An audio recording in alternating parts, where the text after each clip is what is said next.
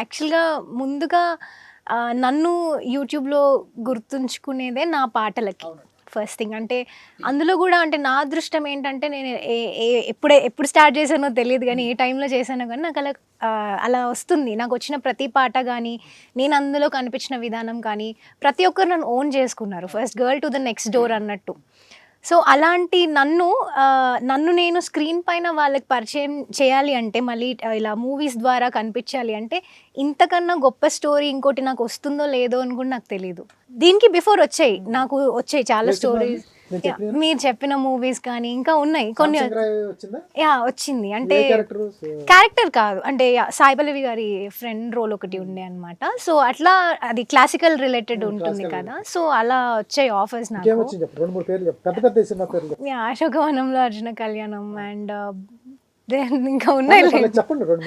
Bro మూవీలో sister character వచ్చిండే అనమాట. సో అదే నేను అప్పుడు మూవీస్కి రెడీగా లేను, బేసిక్గా చేయాలి అనుకోలేదు. అండ్ సో అలాగే నేను నా కూచిపూడి ఫీల్డ్లో అండ్ సాంగ్స్ చేసుకోవడం అందులోనే ఉండిపోయాను. అండ్ నెక్స్ట్ నాకు ఎప్పుడైతే ఈ మూవీ వచ్చిందో నేను అసలు స్టోరీ వినగానే ఒక నిమిషం కూడా ఆలోచించకుండా చేసేద్దామన్నా అని చెప్పేశాను అనమాట. సో అదే నాకు ఇంతకన్నా బెస్ట్ ఫిలిం తర్వాత వస్తుందో రాదో, వస్తే మంచిదే, అది నాకు తెలియదు. కానీ ఇంతకన్నా ఇంకా అద్భుతమైన డెబ్యూట్ ఉంటుందని అయితే నేను ఎక్స్పెక్ట్ చేయలే ఒక కొత్తగా వచ్చే అమ్మాయికి. లక్ష్మీధర్ గారు వ్యూస్ ఎలా వస్తాయి? చాలామంది చేస్తున్నారు, కోట్లలో వ్యూస్. చాలామంది ఆయన గాంధీ గారు చెప్పినట్టు 10,000 వ్యూస్ రావడానికే నానా ఇబ్బందులు పడతారు వాళ్ళ రోజుల్లో. పోనీ ఒక 15,000 వ్యూస్ రావాలంటే కాంట్రవర్సీ మాట్లాడాలి, బూతులు తిట్టాలి, లేకపోతే ఏదో చేయాలి. మీరు సాంగ్ పెడితే కోట్ల వ్యూస్. ఒకటి కాదు, పోనీ ఒక సాంగ్ కాదు, అన్ని సాంగ్స్ సూపర్ బ్లాక్ బస్టర్.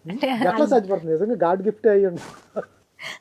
అంతే అనుకుంటా అండి. నేను సాయంత్రం మా ఫ్రెండ్స్ చూపించా, ఈఎంఐ మా మనరాలో మా హీరోయిన్ అంటే 36 crores ఉంది. అది 36 crores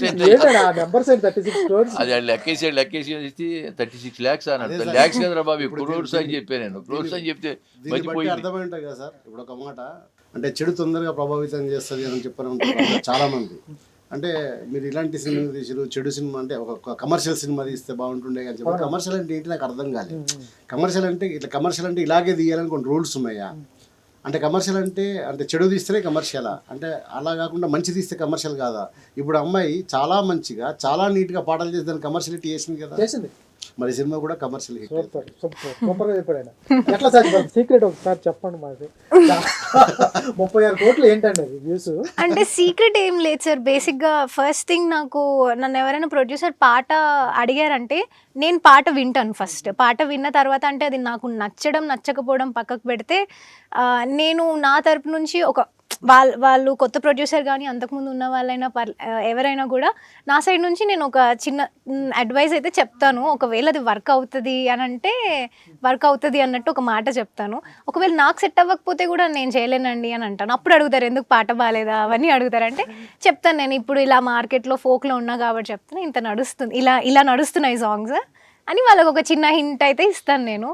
and coming to performance అంటే నేనే అండి ప్రతి సాంగ్లో కనిపించేదే నేను. అంటే నేను సోలోగానే చేస్తాను. అప్పుడు నేనే నా అపియరెన్స్లోనే డిఫరెన్స్ కనిపించాలి. అది హెయిర్ డ్రెస్సింగ్ కానీ నార్మల్ అవుట్ఫిట్ కానీ ఏదైనా కూడా నేనే డిఫరెంట్గా కనిపించాలి. సో అలా కొత్తగా ట్రై చేయాలి అనే యూనిక్నెస్ పెట్టుకోవాలి అని అలా ట్రై చేస్తుంటాం అనమాట.